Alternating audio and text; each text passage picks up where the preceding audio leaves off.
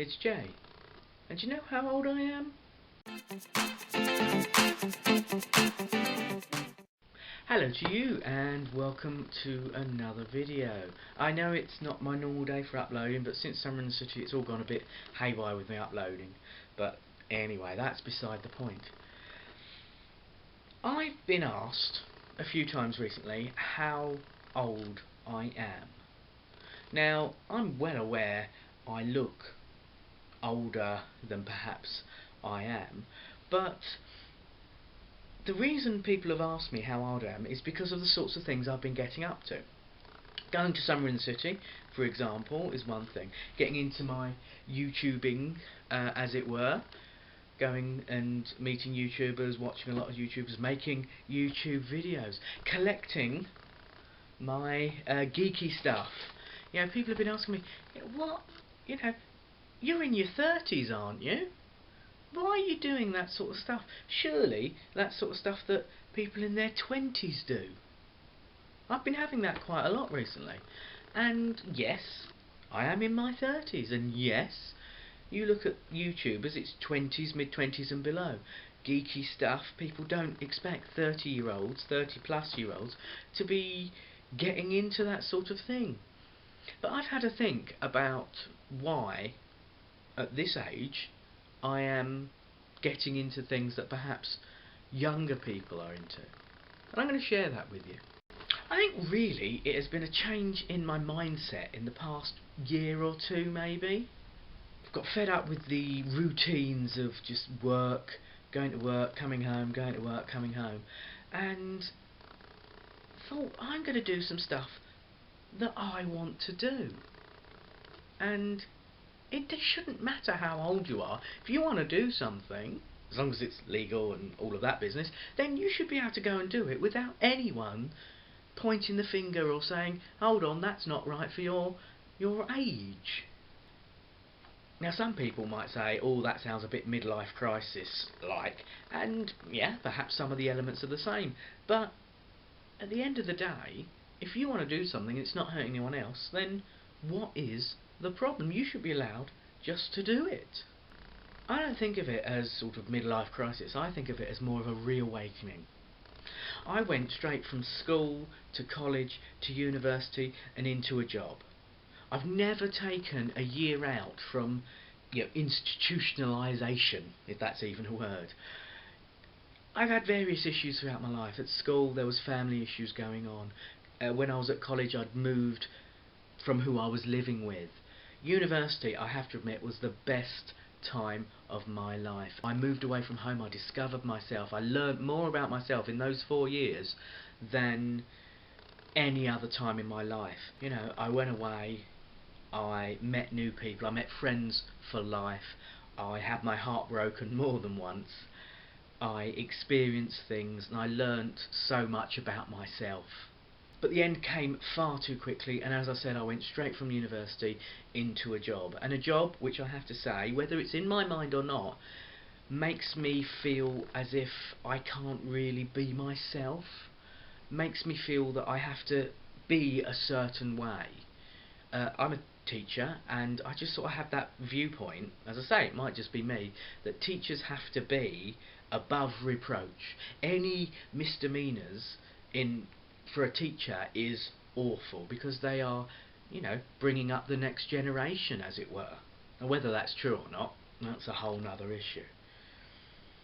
But just a few years into my job, at the age of 25, I was struck down, as it were, with end-stage renal failure. My kidneys had stopped working and I had to go on dialysis. Hemodialysis, which meant I spent 4 hours, 3 times a week, in the evenings, at my hospital having my blood cleaned and the toxins removed, because my kidneys could not do the job. And that basically reduced my life to going to work, because yes, I still had to work during those times, going to work, going to the hospital, resting the next day, going to work, going to the hospital, resting, and that was it, that was my life.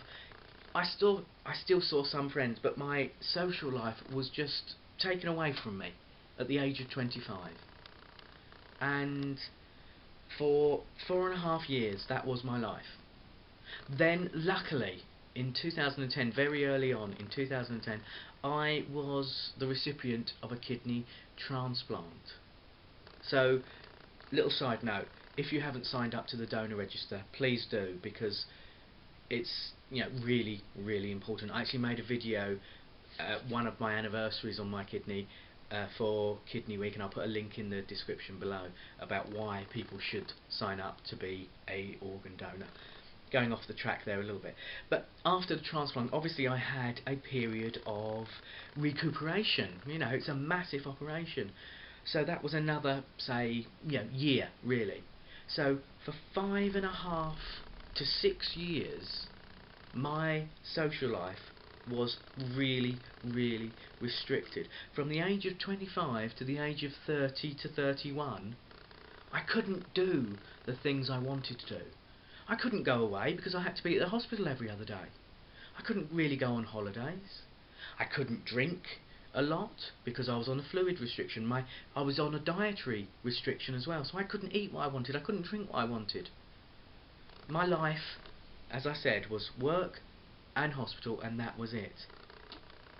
And so now, after my recuperation, I went back into work, of course. Went back full time. Biggest mistake I ever could have made. I lasted 1.5 years, give or take, and then in my mind, I had a mini breakdown. I was signed off work by the doctor. I had to have counselling. In the end, I quit my job. I spent a few months, using up my savings and just sort of seeing what I could do with my life. Eventually, I went back into teaching again, but part-time. And I really think that was the best thing for me. Yes, I have less money, and yes, it means I can't do all the things that I'd like to do, but it gives me my time and it doesn't affect my health. So that is really, really important for me.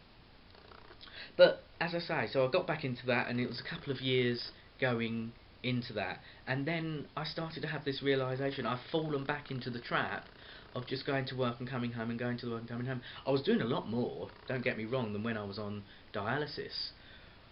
Going to the theatre more and getting out there more, but I wasn't doing things with people.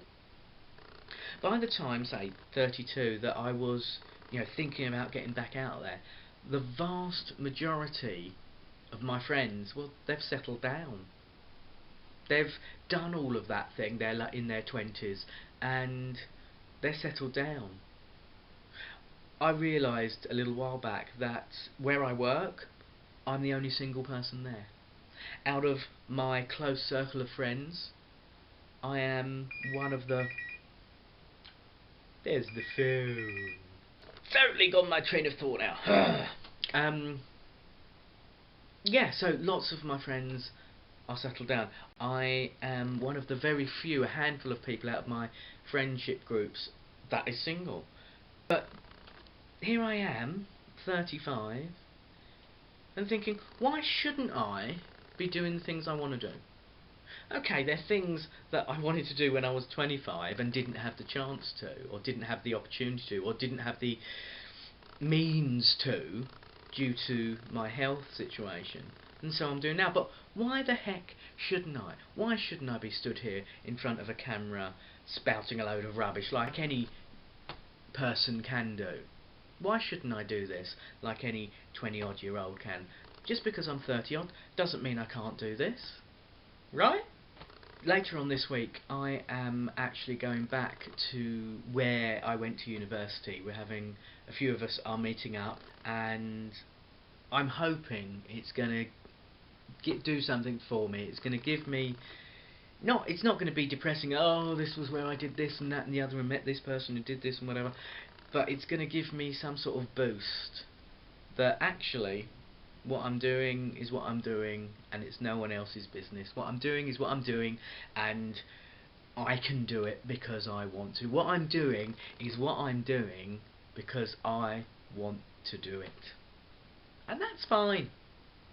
That's fine. That's all I'm going to talk about this week. Thank you for watching. Like, share, subscribe, and I'll see you next time.